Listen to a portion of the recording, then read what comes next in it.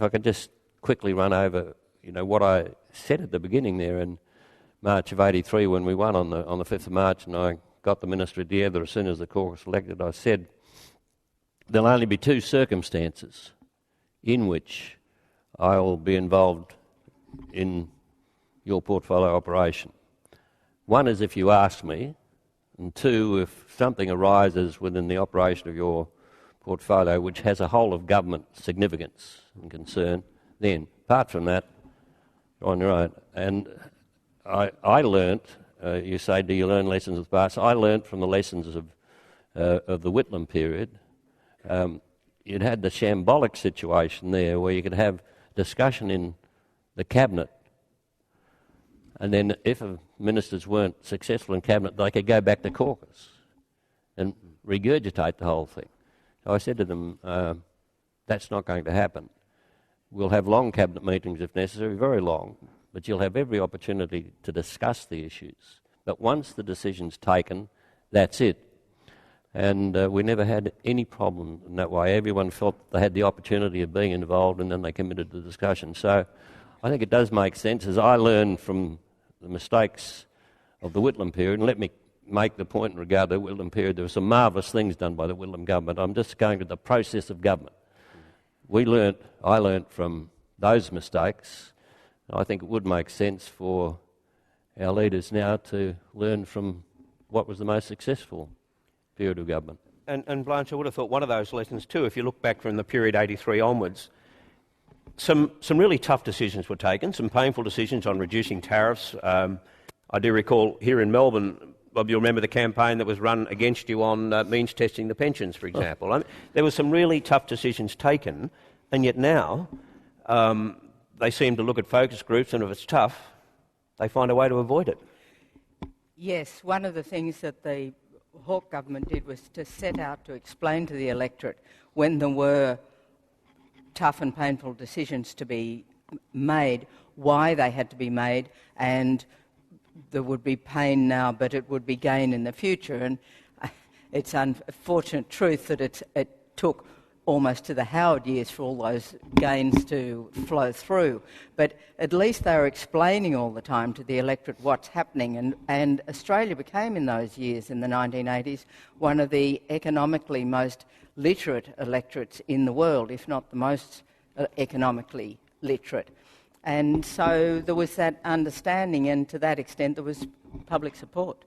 And now it seems, Bob, that they listen to a focus group and they seem to respond to that, and they base their rhetoric and their policies around that, whereas there was a time where when governments would say, right, well, if that's what people are thinking, how do we change that? How do we change how do we change their thinking and their perspective?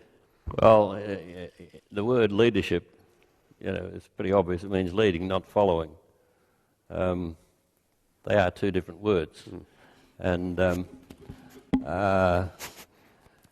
I think that there's got to be a blending. I mean, you won't be a successful leader if you just blindly ignore what people are thinking. But I believe that leadership does involve and demand the shaping of opinion, because it's in the nature of events that if you are in a leadership position, by absolute definition, you know more about the facts than the electorate does, because you have the information that they don't have. So you can understand what's shaping the challenges for your country and for the world, and if you're intelligent enough, you'll know what needs to be done.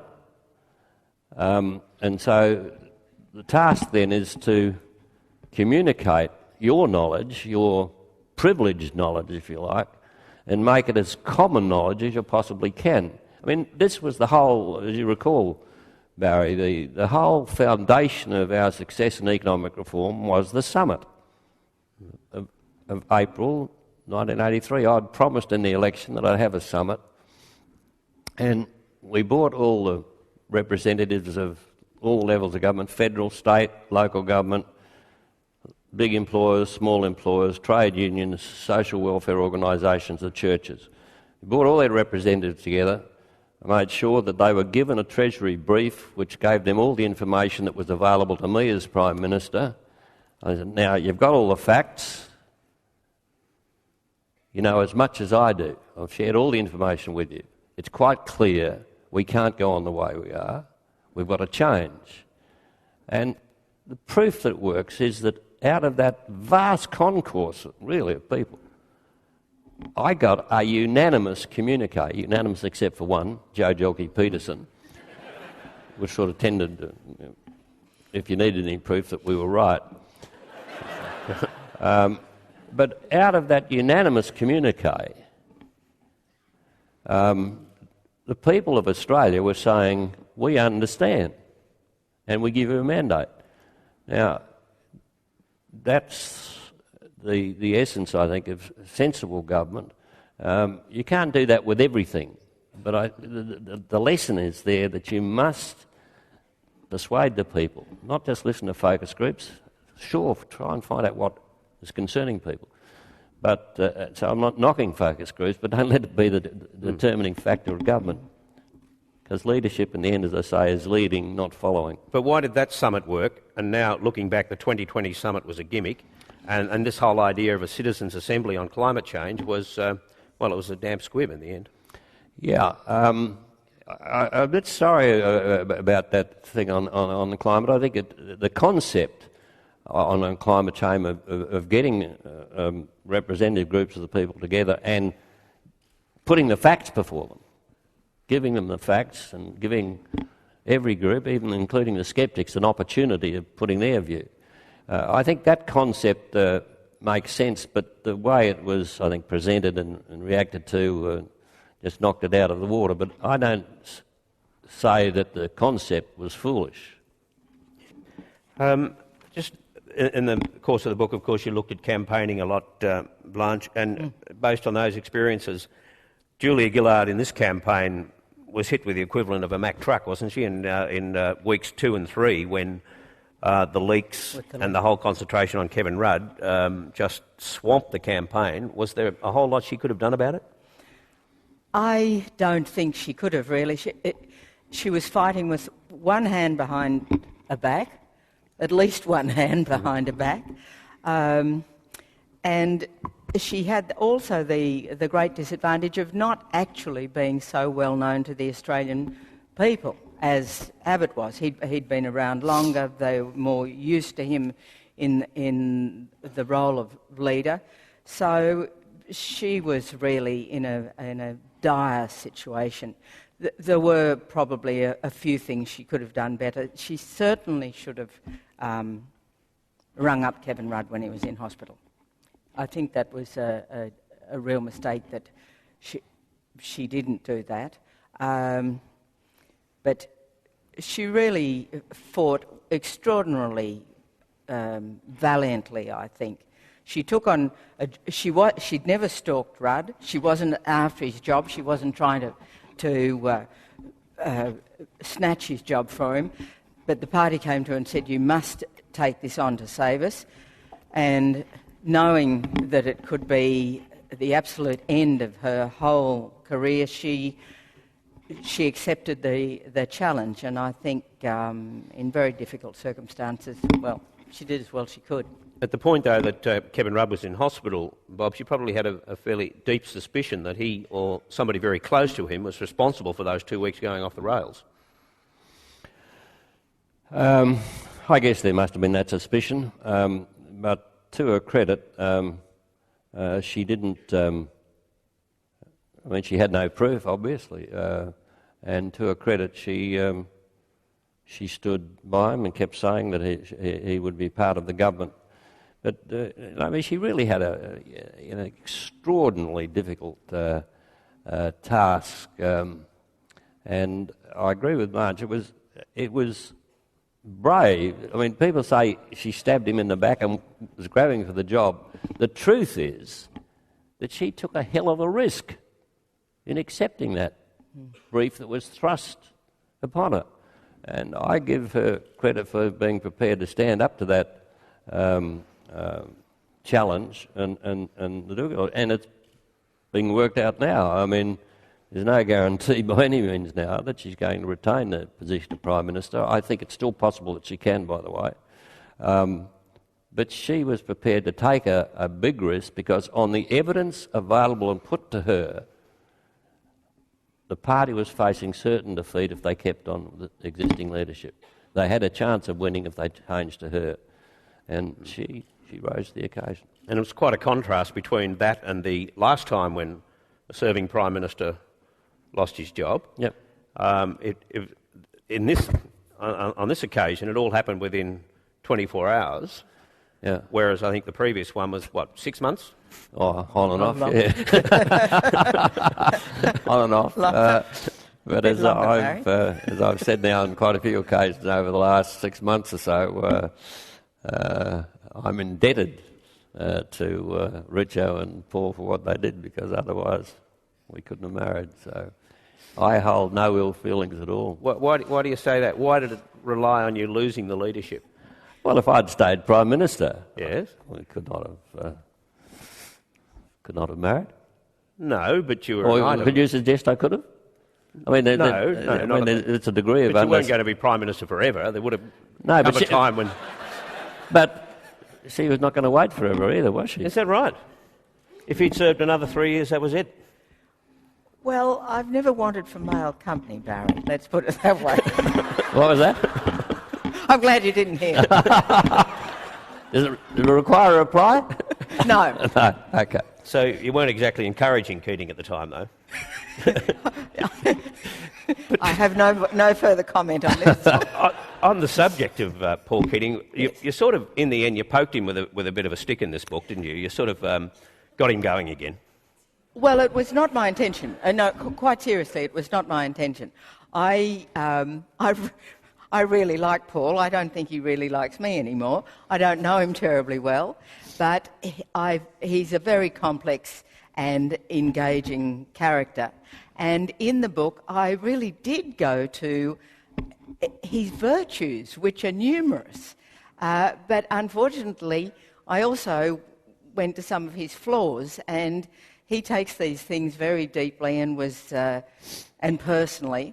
And so he was terribly offended and burst into print. And when he did, the editor of The Australian who printed his letter sent my publisher, who's here in the audience somewhere, a one-word text saying, "Happy?"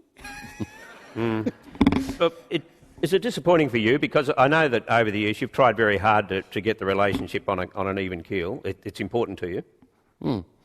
Yeah, I'm very happy to repeat again here what I've said so many times within this country and overseas. I developed enormous respect for Paul's work as Treasurer. He started unsteadily because it was a hell of a thing to go into. He didn't have the background. But he learnt very, very quickly. He cooperated with me in the most fundamental economic reforms. And he was a foundationally important part of the success that we achieved. The problem that I had as time went on was I had very severe doubts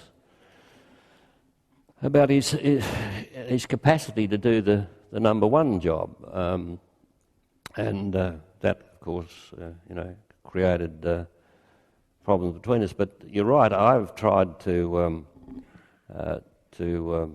hold out the hand of friendship. I invited him and his lady friend to our home for dinner, and that seemed to go well. But then he just got upset by the book. One point that should be remembered, Blanche tried desperately to get him to be interviewed so he could put his case, and he refused to be interviewed.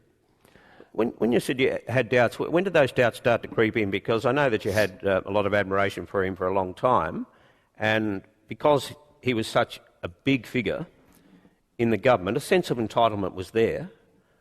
That's not the basis for leadership necessarily, but there was a strong sense of entitlement. So at what point, and was there a tipping point? Yeah, of course there was. There were two tipping points. One when he made the Placido Domingo speech and said Labor never had any great leaders and denigrated Curtin. Now this was the mouth of Paul Keating talking for Jack Lang, because he sat at the feet of Jack Lang. Jack Lang was his mentor, and Lang hated Curtin. Now, by any objective judgments, Curtin is entitled to be on the list of who was the greatest Australian Prime Minister of all time. I mean, absolutely outstanding leader, absolutely outstanding. And once he denigrated him, in fact, he was denigrating me too, saying that I hadn't been a great leader. That's, by the way, my annoyance with in regard to Curtin. And then when he made the comment about Australia, which I've written of, and I don't want to use the phrase again because it's inflammatory, but I think you know what I mean. I thought, well, no. Well, whether or not he said it, I do recall you getting on a plane that day and you turned to two or three of us and you used you quoted him directly, so it was on your mind.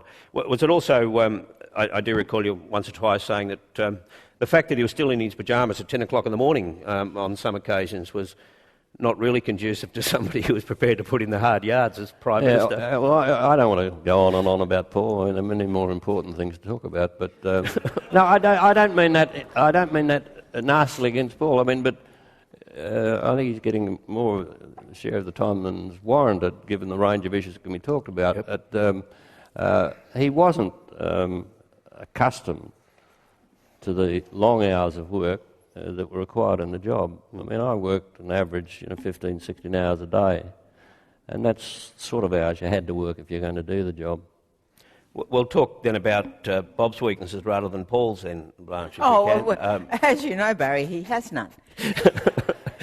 There was a potential, well, there was a weakness, of course, and that was the grog, clearly. We're probably going back now to the first book rather than the second. Yes. But that clearly was a major, the fact that he was able to discipline himself and give it up entirely throughout his prime ministership was a major factor. It was. That showed his strength of character. And up until then, it had been an absolutely disabling flaw, and he could never have been accepted as the leader of the Labor Party had he not given up drinking. There was one occasion when you had an extended discussion with Gorbachev. 1987 in Moscow. 87, and I think it went on for some 3 hours or something. You came out of those talks and you were absolutely energised, and I recall you saying to people then that for the first time since you'd been Prime Minister, you felt like a drink. Yeah, but I didn't have one. No, you didn't. I do recall, though, Peter Barron opened a very expensive bottle of red at dinner that night and passed it under your nose. It must have been very tempting. But I knew I had people who would vicariously take it up for me, and you were one of them. No, but just quickly on that, I had a scheduled meeting with Gorbachev, which was scheduled for 20 minutes, and it went on for 2 3/4 hours. And it was, as you can imagine, you don't need me to flesh it out very much, but you can imagine just how exhilarating that was. In many respects, the most interesting, fascinating aspect of it for me, Barry, was his total fascination with what was happening in China, and his knowledge that what was happening in China was undermining the authority and stability of the Soviet Union. And he wanted to know, because he knew that I was closer to the Chinese leadership than just about any other Western leader, and he was pumping me about it, and I was happily talking to him about it, and talking about the Middle East and a whole range of issues which were, profoundly important. So I did have an absolute sense of exhilaration, you're right.